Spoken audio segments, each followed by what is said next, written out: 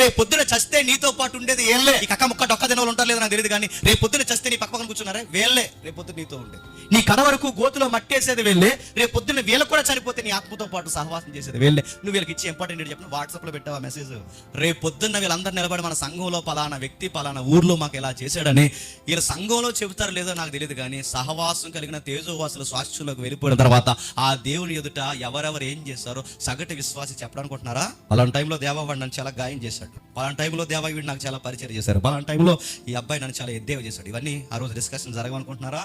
సంఘంలో చెప్తే పర్లేదు, ఇక్కడ సరి చేసేసుకోవచ్చు, కానీ తేజోవాసుల సహవాసం ఆ రోజు ఆ మీటింగ్ లో చెప్తే ఏమైపోతావు?